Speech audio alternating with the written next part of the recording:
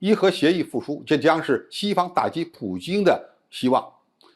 恐怕又一场全球大变局要来了。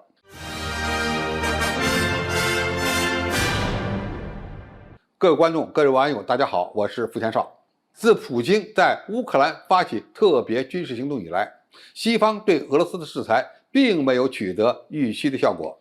主要原因是欧洲对俄罗斯的石油和天然气的依赖度非常高。俄罗斯每天为全球市场提供700万桶石油，向欧洲天然气供应的比例超过了40%，最终让俄罗斯越打越有钱。以美国为首的西方国家也因为能源价格的上涨而带来了严重的通货膨胀问题，世界面临着新的能源危机。但是伊朗有可能成为这场较量的最大变数。在欧盟的调解下，美国和伊朗上月底在卡塔尔首都多哈开始了间接的谈判。拜登政府现在有了快速恢复2015年伊朗核协议的需要，而欧洲和伊朗可能更需要这个核协议。多方因素再加上外部环境汇合在一起，给世界能源供应带来了新的希望。特朗普曾经说过一句话，要想阻止俄乌冲突，最好的办法就是将石油价格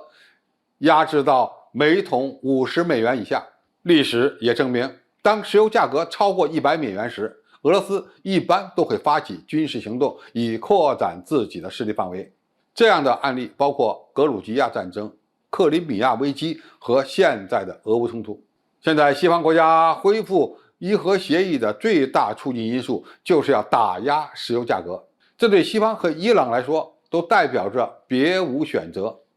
以伊朗为例，美国的制裁导致其货币对美元的价值只有2015年时的1/10，国内民众的加剧贫困，通货膨胀触及40%，食品价格大幅度上涨超过80%，年轻人失业率超过20%等等。而对拜登来说，恢复伊核协议将有利于民主党的中期选举，还能通过贸易激活伊朗内部潜在的温和力量。这些力量总是寻求在东西方之间保持平衡的外交关系。对于美国和欧盟来说，恢复伊核协议也有着一定的紧迫性。如果取消了对伊朗的制裁，就可以让伊朗庞大的石油储备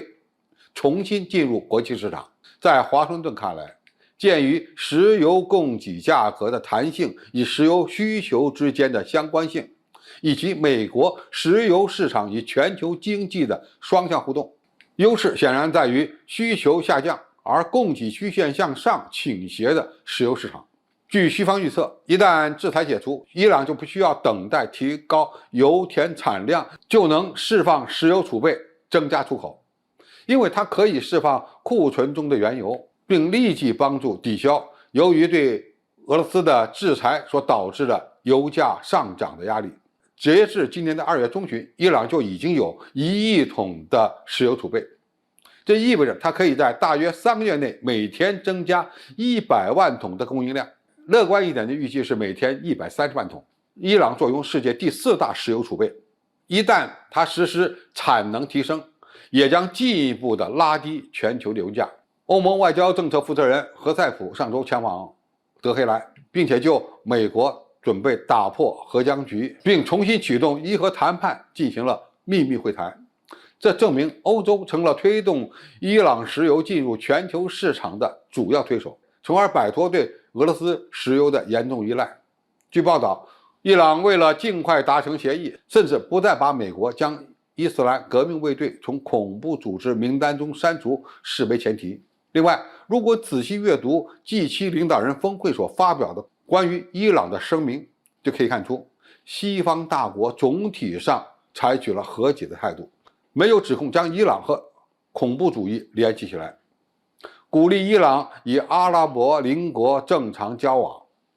这一切都预示着影响全球战略格局，特别是全球能源安全的大事即将发生。一旦伊朗不再被美国制裁，对中国来说也是一大利好。